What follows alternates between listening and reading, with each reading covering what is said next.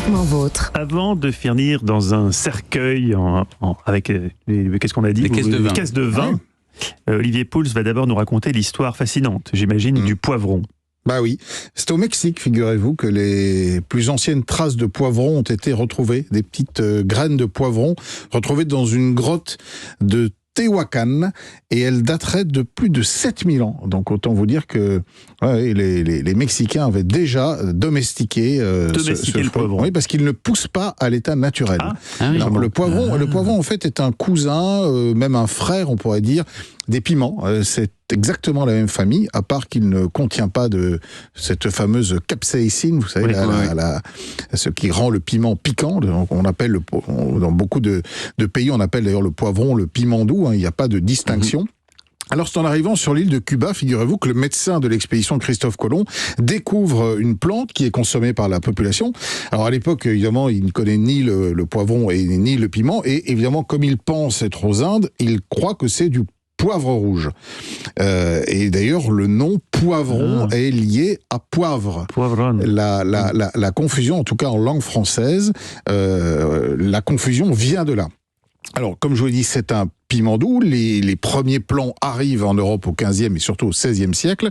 Et à l'époque, on connaît déjà différentes variétés, mais finalement, le poivron, et notamment dans les différentes couleurs du poivron qu'il y a, eh bien, ce sont des stades de maturité. Alors, vous avez le poivron vert, qui est le poivron pas mûr.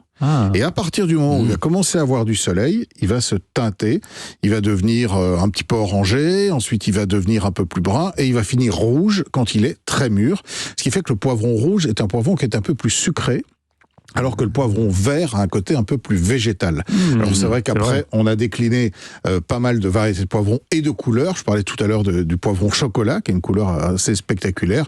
Puis on s'amuse aujourd'hui avec des teintes de poivrons. Et alors il faut savoir que c'est en 1699 qu'est fait pour la première fois mention d'un poivron particulier, qui est celui en fait de la famille qu'on connaît chez nous, c'est le poivron à 4 lobes. Vous savez, il y a des lobes dans le poivron. Et celui-là, il a été découvert par un pirate anglais, figurez-vous, un certain Woffer, et il l'a découvert au Panama. Alors le poivron, petit fun fact, est un légume, ou un fruit plus précisément, qui a donné naissance à quelque chose que vous consommez peut-être assez régulièrement. Qu'est-ce que c'est ? On a extrait du poivron une substance extrêmement précieuse, et cette substance a été extraite pour la première fois en 1932, et elle a permis de résoudre pas mal de problèmes.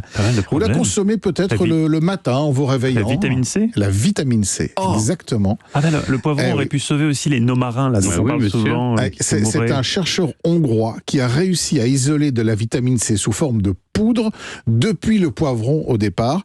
Et il faut savoir qu'il lui a fallu 2 tonnes de poivron quand même pour produire 500 grammes de vitamine C. La vitamine C qui a permis de lutter contre le scorbut.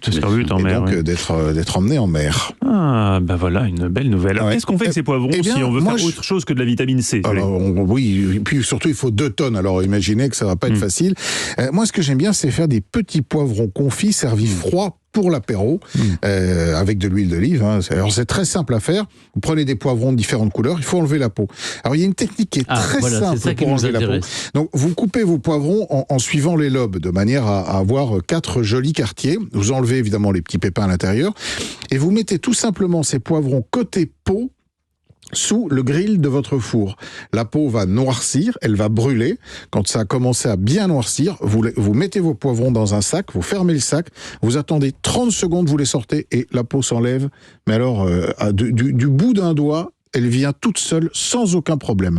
Et le poivron, lui, il n'a pas eu le temps de brûler parce que c'est seulement la peau qui l'a protégé et qui est brûlée. Donc c'est hyper facile à enlever. Donc vos poivrons que vous avez débarrassés de leur peau, que vous avez coupés en lanières, une petite gousse d'ail. On met déjà chauffé de l'huile d'olive, on met tout ça à confire pendant 30-35 minutes, on rajoute quelques herbes de Provence, un peu de sel, un peu de poivre. On laisse refroidir et puis on sert tranquillement à l'apéritif. C'est délicieux poivron plein de vitamine C. Par exemple, dans les antipastes italiens... Bien sûr, alors ça, les poivrons grillés aussi. Oui, mais ils vous les servent aussi dans de l'huile d'olive. Oui, bien sûr. Vous faites griller vos poivrons, alors soit au four, soit sur un grill côté peau, et là aussi la peau va s'enlever très facilement, et ensuite vous mettez une petite gousse d'ail, quelques herbes, dans un pot avec de l'huile d'olive, vous laissez mariner ça pendant quelques heures ou quelques jours, et puis vous pouvez les ressortir tranquillement. Bientôt les vacances en Italie, effectivement. La Dolce Vita. La Dolce Vita nous attend. Merci Olivier, on retrouve toutes vos recettes sur le site europe1.fr.